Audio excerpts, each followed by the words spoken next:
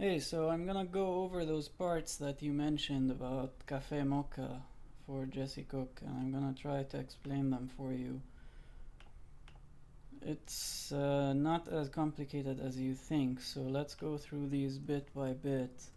So the first part for the chords.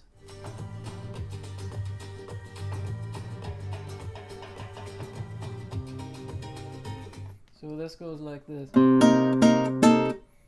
So the chord is on the 3rd fret. It's basically a C minor chord, but you play the 7th and so you take your pinky finger off and you put your pinky over here. Okay, so this is the 5th fret, this is the 6th, so then you move it 1 fret back to the 5th. Okay, so this is how the chord is played. You're playing the nylon strings, and the bass is the 5th.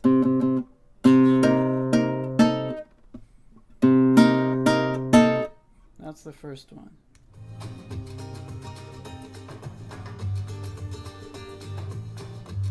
The second one, you go from this. That's the first one. Then the second one is a G minor.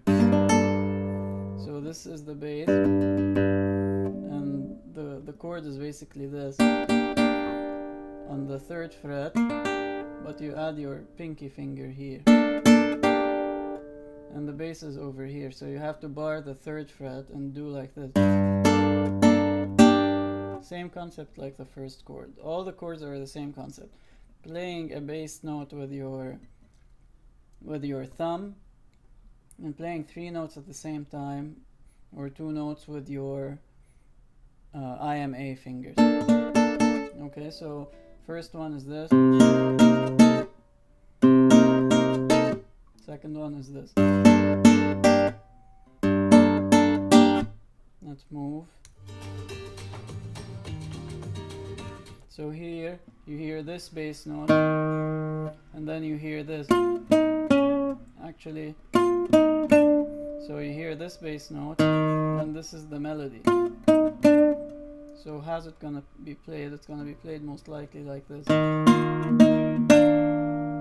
Alright, with this note to complete the chord.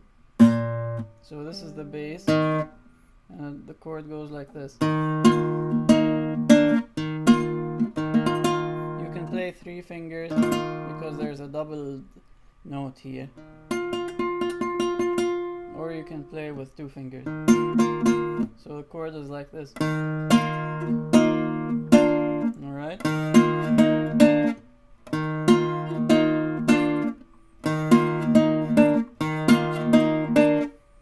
Let's go to the next one. This is the bass, and this is how you hold the chord. So you have your ring finger over here, 2nd string. So the bass note is here. Okay, so you're playing 2 strings only for the first 2 things, and then you play all the nylons. Okay.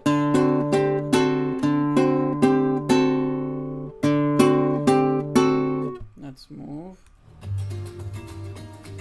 back to the G, because the song is in G minor. So this is the chord.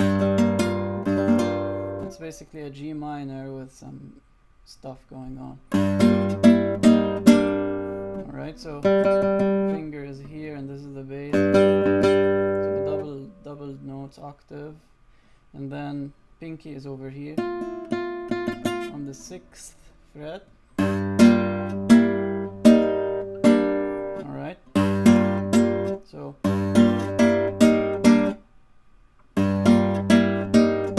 alright,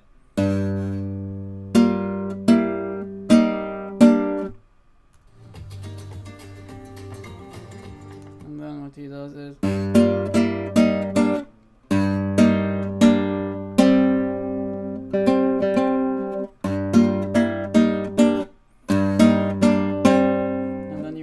this.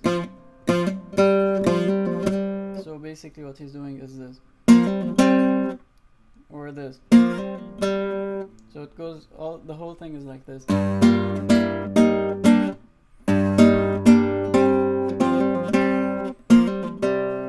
Alright. Preferably to play the bass with the bass. Alright.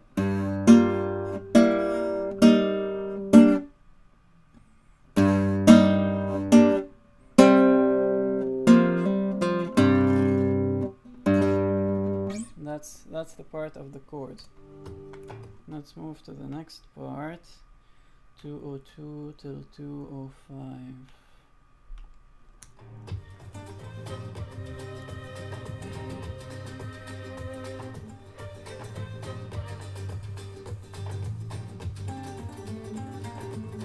So this is one of those Alzapúas that Jesse Cook likes to do a lot.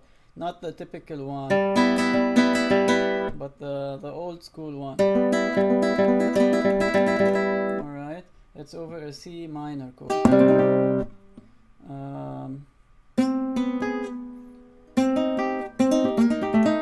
So this is what he's doing. So your ring and middle fingers over here, 4th and 3rd fret of string number 2 and number 1, they're gonna stay here the whole time, and then you put your finger number 4, your pinky, on the 5th fret of the 3rd string, and you play like this.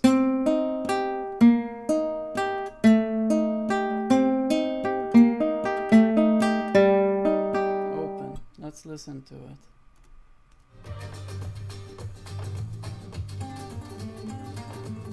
You can hear those notes all the time. Alright.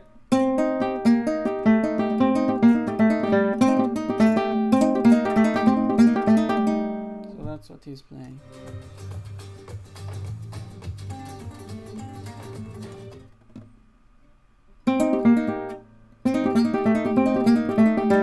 Let me check one more time.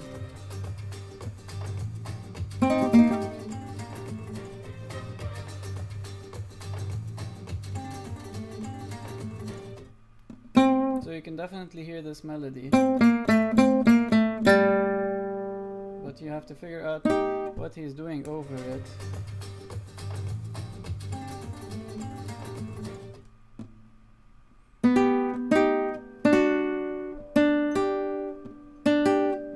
Maybe actually he's doing this. Let me check.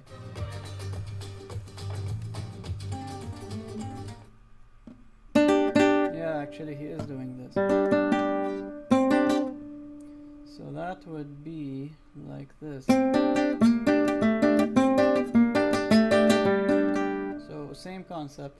Maybe he's playing the whole tune with a capo on the 3rd fret. It's possible. Alright, so the whole thing would have a capo on the 3rd fret, and I don't think it would affect anything. So if you want to play this like this, it's gonna make it a bit harder. You can play it in a different way over the C chord. You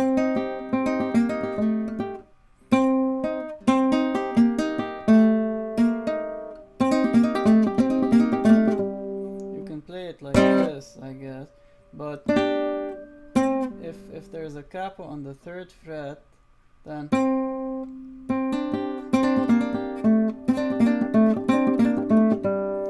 it'll make your life somewhat easier.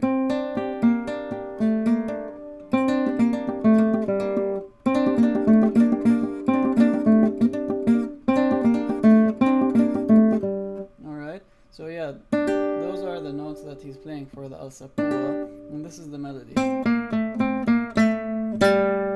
Alright, so this note, if you had a capo on, would be played here. So I guess if you don't want to do it like this, you want to do it like this, so you'll have to either do this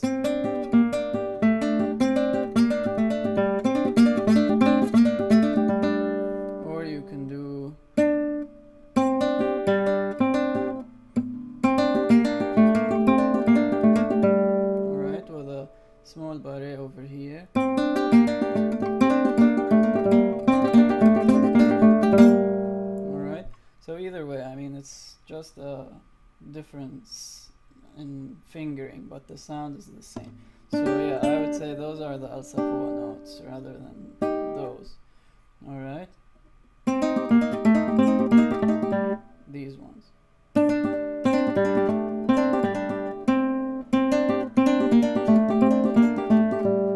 So you can either do it with a small barré over here, or you can do it like this.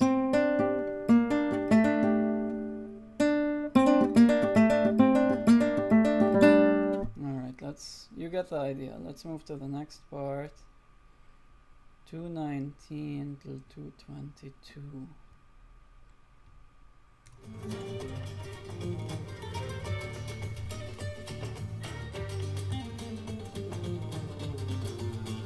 So this technique is simply like doing Alzapúa on a single string. Let me zoom in so that you can see this clearly. So basically what's going on is this.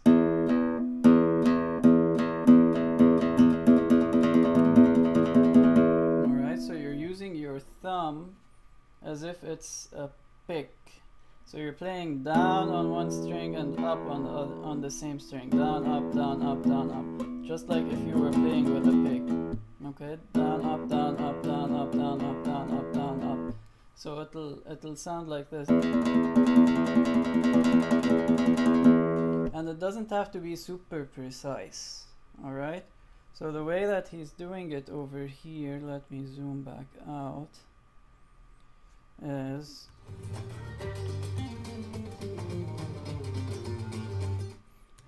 so you can hear that he ends on the G because the whole tune is in G. And you can notice that he's starting on this note. Actually this one. So it's a C. He's starting on a C and ending on the G. And most likely what he's playing is this. So like that. With legados, with hammer-ons and pull-offs.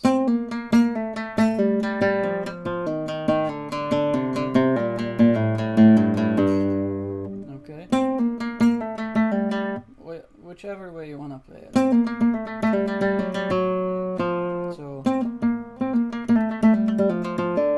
So you can use this, or you can use this position, any position you want, but the notes that he is playing are these.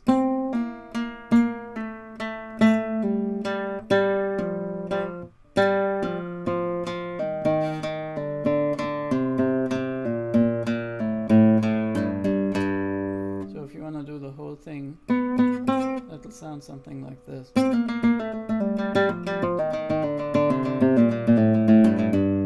It doesn't have to be superbly accurate. You're gonna notice that it's strange when you're moving to certain parts. Let me show you where. This part here. So you're gonna say, how am I gonna make the transition from string 3 to string 4?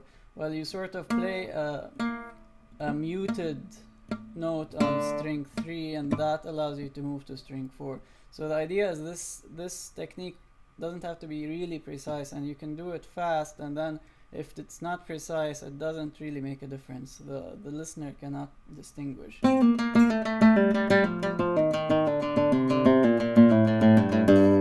you can always try to play the same notes with different fingerings if you feel like it can sound cleaner. Like, for example, maybe over here. Right? You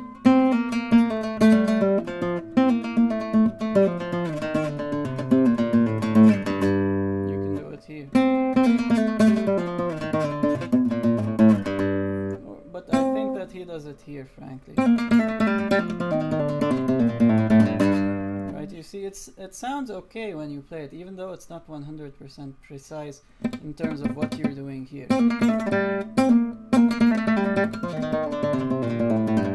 Another time. So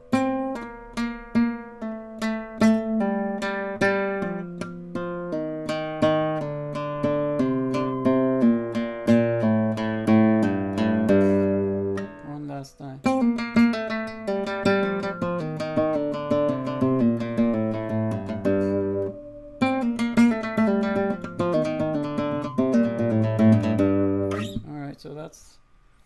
the third part, and then the last part.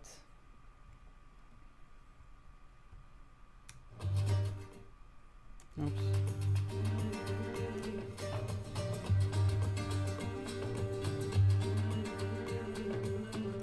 So I think what he's doing is this same technique. So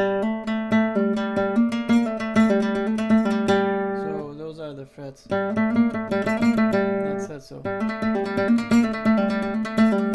let's listen one more time.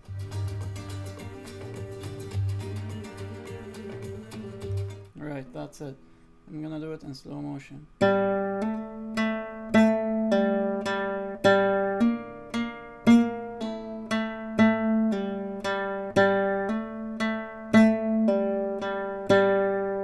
One more time.